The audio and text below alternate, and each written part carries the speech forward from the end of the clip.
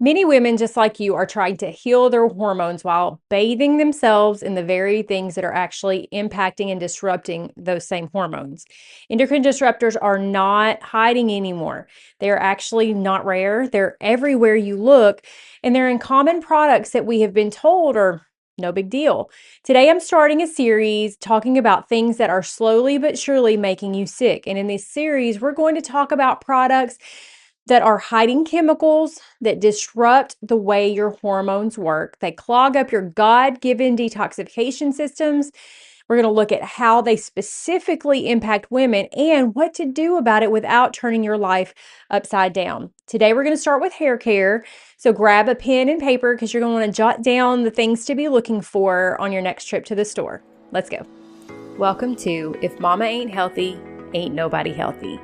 I'm your host, Lori Morris, a Christian midwife, mama of 3, and wellness coach who believes your body isn't broken, it's beautifully designed by God. Here we talk about how to restore your energy, balance your hormones, and find peace and true wellness in your body again, no matter what stage of motherhood you're in. Whether you're pregnant, postpartum, in the messy middle of mom life, or you're trying to conceive. And we do it all through biblical truth and practical, holistic living. Because you're not meant to just survive motherhood, you're meant to thrive in it. Let's dive in. So if you've seen labels like these, if you're watching on YouTube, you're seeing what I'm talking about. If you've seen labels like these and you've thought, oh, well, it's just a little bit, probably no big deal, then today's episode is for you. Or maybe if you've heard that these products are probably bad news, but you've been wondering why or what to do about it, today's episode is also for you. Or maybe if you haven't heard anything about any of these things and this is all news for you, this episode is for you because I know that nearly everyone listening to me right now has hair care products in their home. And as it turns out, hair care products are one of the things that are making us sick little bit by little bit. So let us get started by talking about why hair care matters because you might be thinking, well, it's just my hair. Isn't that dead skin anyway? Well, yes and no. Your scalp is skin. So yes, your hair itself is dead skin cells, but it's attached to your scalp and your scalp is skin. It is not armor and it is highly vascular. Vascular means there's a lot of blood supply there. So when you wash your hair or use products and other portions of styling your hair, those products sit on your scalp for minutes, sometimes hours, sometimes even after you've rinsed them off, they're still there in maybe small parts, but active parts. Mix in the fact that our showers are usually warm, maybe even hot. That heat can increase the absorption of them. Hair dryers, all of these things that heat up our scalps, increase the absorption of any chemicals that are in there. Many women use products for decades every single day. So this isn't just about one bad shampoo, it's about repeated exposure over time while your body is trying to regulate hormones, trying to detox things out that don't need to be there, trying to ovulate, conceive, recover if you've already had babies, and just function normal day to day. And so when these products that we're using every day slowly but surely get into our systems, they add up. And while it may seem like, oh, it's no big deal, it's just a little bit, every single day, a little bit adds up to a lot over time. So, how do these chemicals get into your body and how do they affect your body? What's the big picture here? Well, they get in transdermally, excuse me, that means through the skin. Okay, your skin is not a complete barrier. There are little pores on your skin, and anything that's on top of your skin can get in through those pores into your systemic circulation because your blood supply comes to your skin. When the things soak into your skin, they can get into your blood. The chemicals also get into your body through inhalation. So the good smells, the things that you like to have around you because they smell good, those are aerosols and those are fragrances, and those things are chemicals almost always. There are a few exceptions we'll talk about towards the end, but in your conventional products that you're buying at the regular stores, all of those good smells are actually bad for you. They are interrupting the way that your hormones are supposed to work. So they get in through your skin, through inhalation, and then a cumulative load that is stored in fat tissue as it processes through your body. That's where it tends to end up and where it tends to hang out. If you have been curious about Verity Village when you've heard me talking about it here on the podcast and you've been wondering what's that all about, I have got some great news for you today, because now you can come try Verity Village for 2 days for just $2. It's like almost no commitment, right? Verity Village, Verity, by the way, means truth. Verity Village is a private community for Christian women just like you who want clarity, they want support, they want wisdom without the noise of social media or the pressure to already have it all figured out. Come read the conversations, watch the replays, and just see if this is the kind of place that you've been looking for. Just go to https://www.morriswellnessservices.com/Verity Village. That's VERITY Village, or just go down to the show notes and click the link. So what do these things do? What do these chemicals do once they have gotten into your body through your skin or through inhalation? Well, they mimic estrogen and they block progesterone. Mimic means to look like. So they look enough like estrogen that they can end up blocking the receptors for estrogen, so your natural inborn estrogen can't do its job. And they also block progesterone, which is a balancing hormone to the estrogen. So you're messing up your basic hormones that we all know are part of being a female, estrogen and progesterone.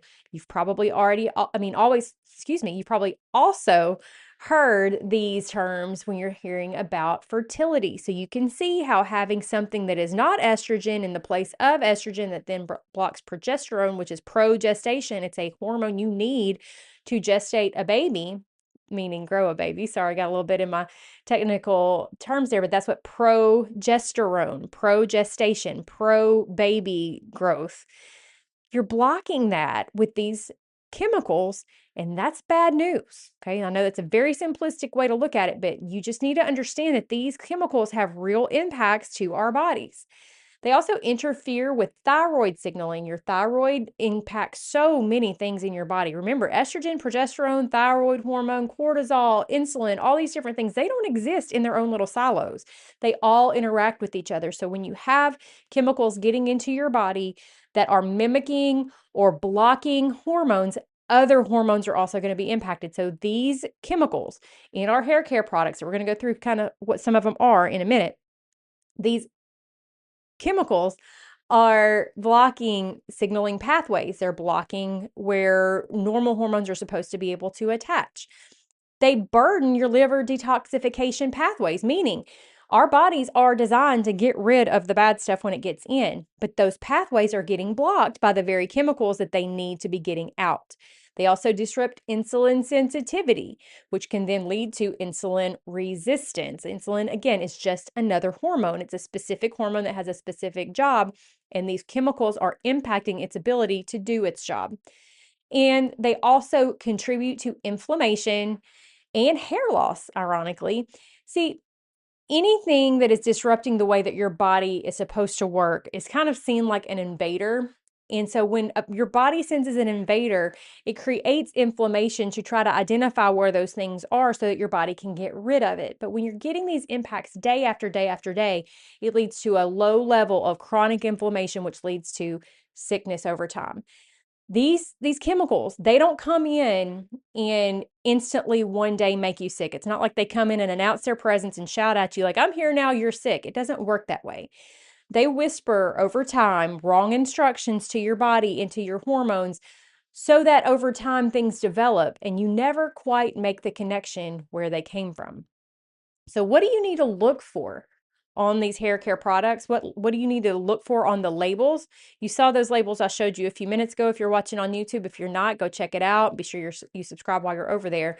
But there are so many chemicals. I cannot go through all of them, and I'm going to give you some big ones here. And suffice it to say, and we'll talk about this a little bit at the end, the fewer ingredients you see, the better, just like on a food label. And the more you can pronounce them and you know what they are, the better. Because just like with food, you want as much natural God-given ingredients as you can, and you want to get out the man-made chemicals. So the first thing that is prevalent, it's on everything. It's even on a lot of the natural products. You'll have all these things that you see that look great, and then you'll see this one little word. It'll either say fragrance or perfume or parfum. Those terms sound good because we know that means they smell good, right? They're not good. Those terms are industry secrets. They are legally allowed to put those terms on the label, hide anything in them that they want to, and not tell you what's hidden there. So, any of the things that they put for presumably a good smell, they can hide under that one term, not tell you what the chemicals are, not tell you how many are there, and then you walk away thinking, hey, I got me something that smells good. So, why is this a problem? Because you're probably thinking, but yeah, but it smells good. What's the big deal? Well, these parfums or fragrances often contain phthalates, which we're going to talk about next. They are estrogen mimicking chemicals, meaning they get into your body, they act like estrogen, causing your natural estrogen to not be able to do its job properly. They are linked to cycle disruption, meaning menstrual cycle disruption, infertility, and even migraines. Just keep this kind of in the back of your mind. If they don't tell you what it is, if they're hiding things in places like this, it's because they don't have to. And do you really want to put a product on your body where the company that made it is more interested in their own benefits and their own profits than being honest with you about the contents? For me, that's a no. I don't want to use a product that's hiding things from me, and I hope that you don't either. So I mentioned phthalates. Phthalates, that's a hard word to say, is PHTHALATES. They are often hidden and they're rarely listed just like outright in the ingredients. But they're there because they make scents last longer. So sometimes these will be hidden, as I mentioned, in that fragrance term. They make it smell good longer. Okay, so while you think that you used a shampoo that made your hair smell good into to tomorrow and the next day, really you've put a chemical on yourself that or in your hair that's against your skin, then that is actually an endocrine disruptor. It also increases product flexibility and spread, making it smoother and nicer to use. But they're harmful because they suppress ovulation. They produce progesterone, and when progesterone is out of the normal balance of how God made it to be, that's going to be a problem. And they're linked to things like PCOS, polycystic ovarian syndrome, infertility, and early puberty. How many of our girls are getting their periods at 8 and 9 years old now? Lots. Much of it is tied to products like phthalates that are getting into their body through their products that they're using day to day in their hygiene, and it's impacting the way their bodies work. Phthalates don't belong anywhere near a woman's endocrine system, which means they don't belong anywhere near your body because everything in your body is connected. Remember, we're not separate systems. Everything works together. Next thing to look for is parabens.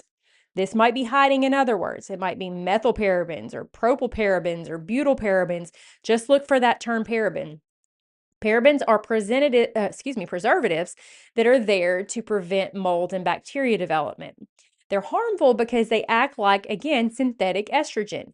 They block the normal estrogen, the inborn estrogen. Sorry, I couldn't think of the word. And they block what estrogen's supposed to be doing with the synthetic estrogen. They also accumulate in breast tissue. Think about how much breast cancer we have today. Parabens accumulate in breast tissue and they are associated with hormone-driven cancers. That's a big one. So leave everything out of it. That alone is enough reason to stay away from them.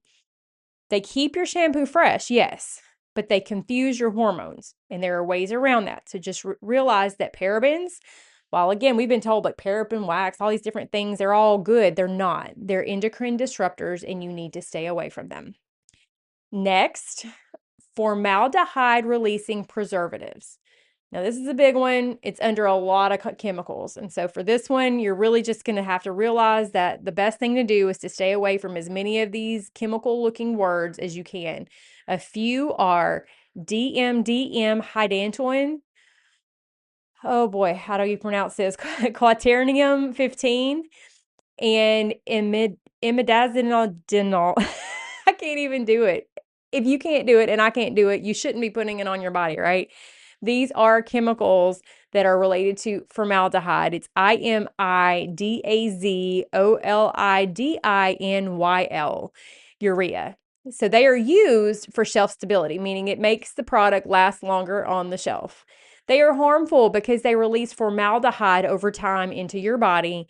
They are linked to hair loss. Of all things, your hair products have products in them or ingredients in them linked to hair loss. They are linked to scalp irritation and, again, endocrine and immune disruption. So they are slow poison. They aren't the instant poison where you use it once and you're going to keel over. No, but little by little over time, they are making you sick because they are soaking into your body. Another one is sulfates. You might see this one on a label as SLS, SLES, sodium lauryl sulfate, sodium lauryl sulfate, all these different combinations of sulfates. They kind of hide them in all kinds of different names, but those, when you see sulfate, that's something to be wary of. They're used because they create foam. They give you those bubbles that you're looking for that make you think that you're getting cleaner. They also strip your oils away aggressively, which, again, we've been told you need to get all the oil away. That's what makes your hair clean. In reality, we're damaging our scalp, but that's a different story. They matter because they damage the scalp barrier. Again, they're pulling away those natural oils that God meant to be there, and they are leaving your skin more susceptible to anything else that's getting on it. They increase the absorption of other chemicals, like I just said. When you take the oils away and the natural barrier away, then more of the other things can be absorbed. Then they trigger inflammation and cortisol stress response. That is part of the low-lying, underlying inflammation that we're constantly having that's keeping our bodies constantly on the alert from stress. And that all adds up to getting sick easier, not feeling well, and our hormones not being able to function the way that God meant for them to. Sulfates aren't hormones themselves, but they open the door for worse ones. And then one more thing we'll talk about in this one, and there are others, just suffice it to say, if you can't pronounce it or it looks like it came out of a chemistry textbook, it's probably something to avoid. But the last one's a little bit less common now, but you'll still see it in some things. It's called triclosan.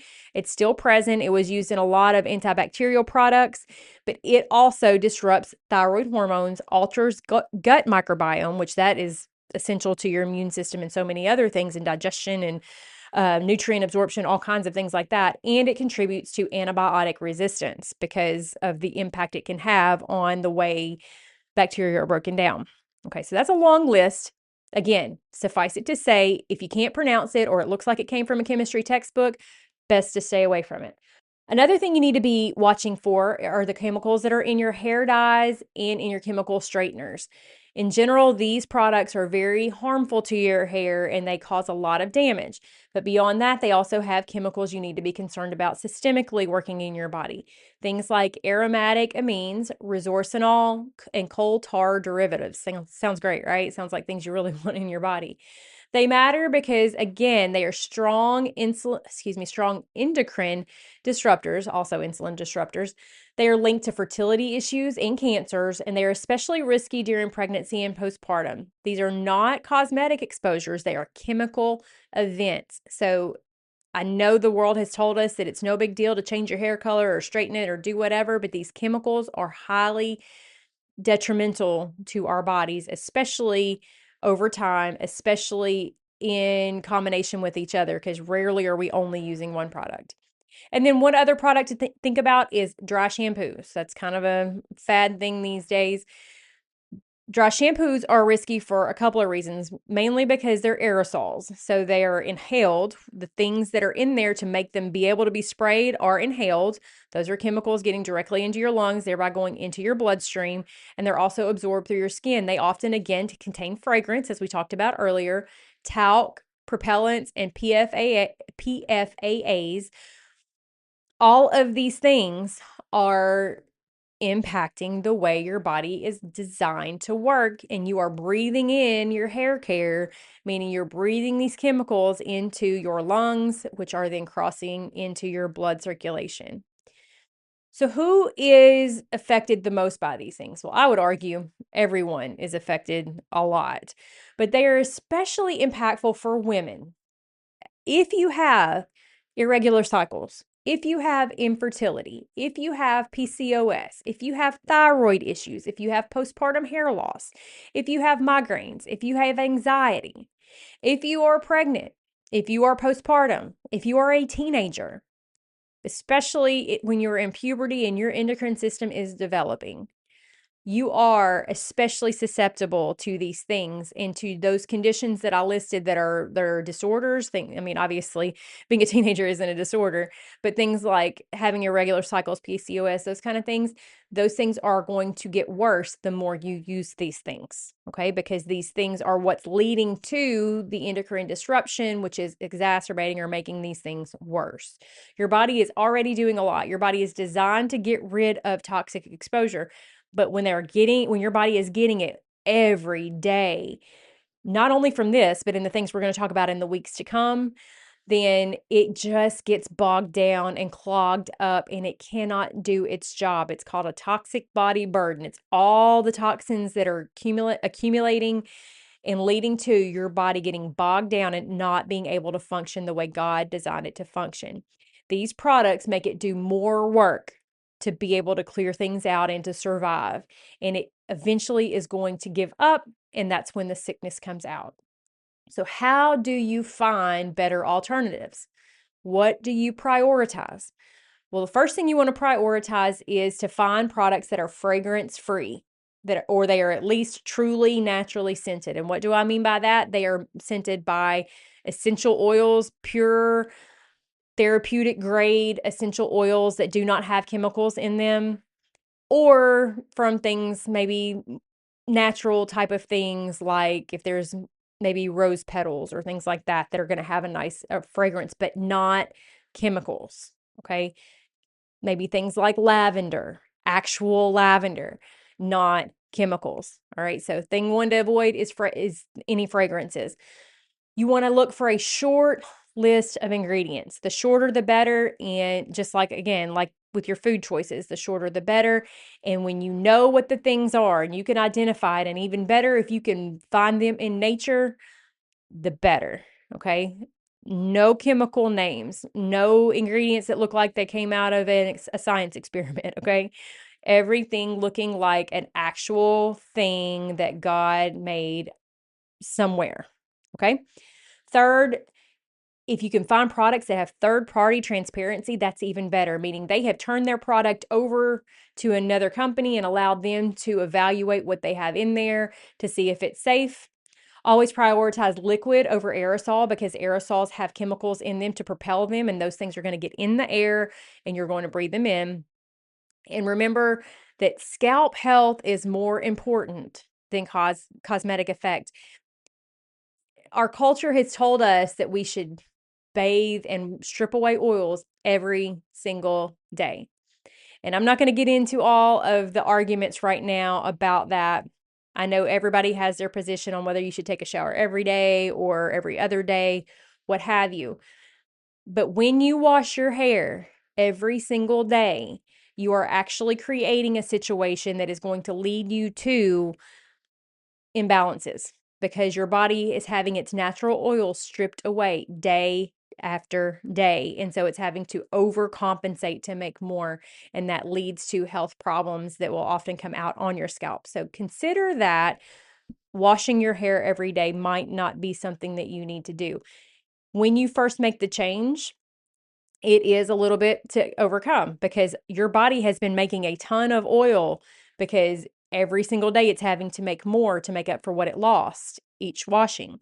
And so in those first few days and weeks, it's going to keep making that much oil. And so your hair feels like it's getting oily. But with time, as your body adjusts to the fact that, oh, wait, I've still got plenty of oil here, I don't have to make more, it will dial back how much it's making. Your hair will become healthier and you won't have that overproduction of oil anymore. All right, so where do you look for these products? Look in places like health food stores, clean beauty retailers if you can find one, not your big name brands. Brands that publish full ingredient sourcing, meaning you can see what they use and where they got it from, and always look for unscented lines first. Okay. How do you transition? Start with your shampoo and conditioner, because that's usually what you're using the most of.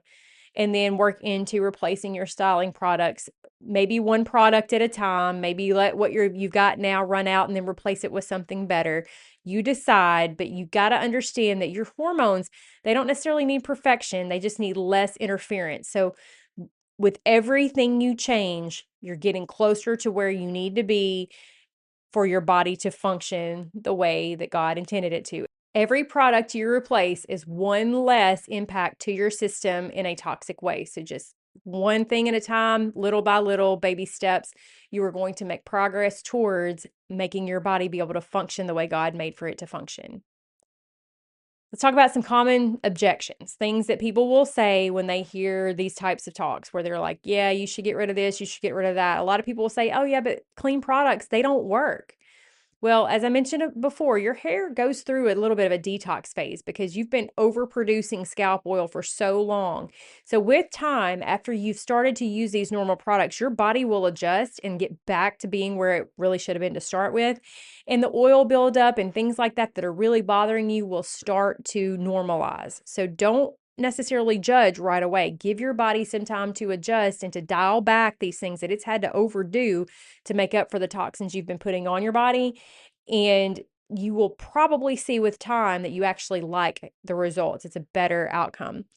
Another objection is they're too expensive. Well, maybe, but really you need fewer products when your hair is acting the way that God meant for it to act. There's less hair loss, there's less scalp irritation, leading to you maybe needing products to deal with that irritation. And by the way, medical bills are expensive too. And again, oftentimes we don't connect the health problems we have with the products that we're using, or the health problems we have with the products that we're using. But if that shampoo you're using and that conditioner you're using that maybe is just $3 or $4 a bottle is leading to that PCOS diagnosis that's causing you to have to medicate yourself every month, that's pretty expensive. You may not be able to connect the dots, but what if that's what's doing it? What if that's what's leading to the infertility that's causing you to have to pay for medications and treatments to try to have a baby?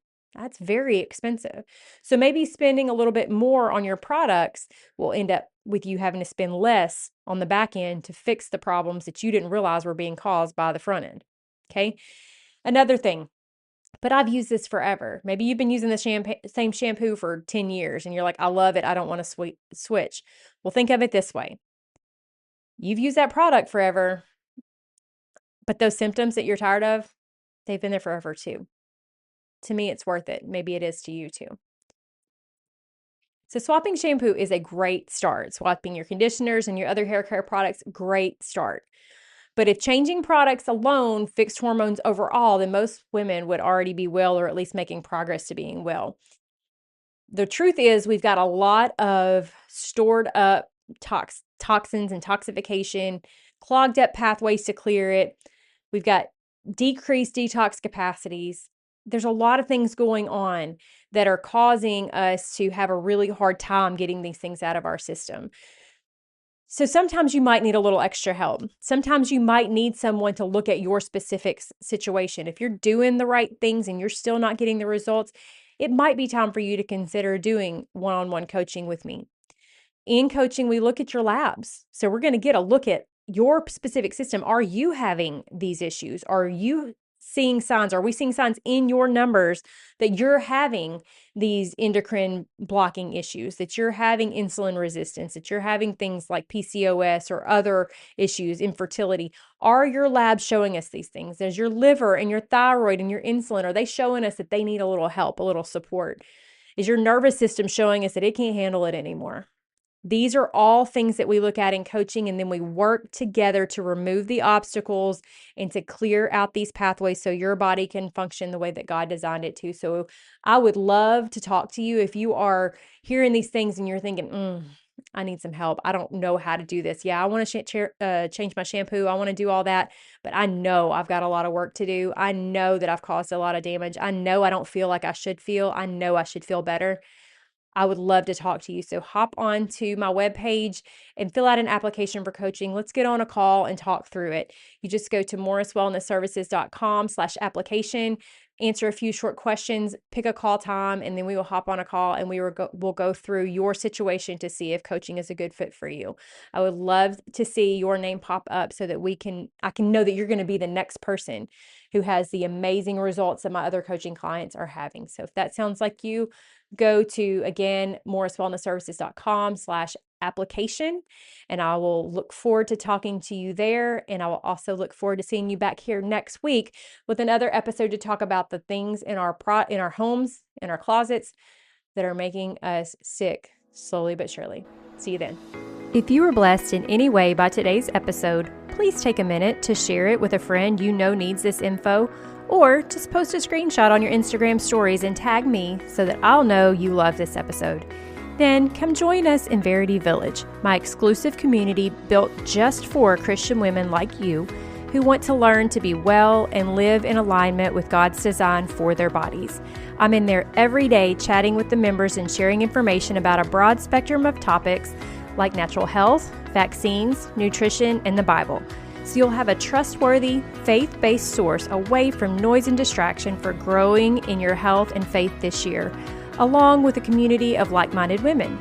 Also, I'd love it if you would head over to YouTube and subscribe to my channel. You can find links for all these things in the show notes. I'm so very thankful for you, and I look forward to hanging out again with you right here next week.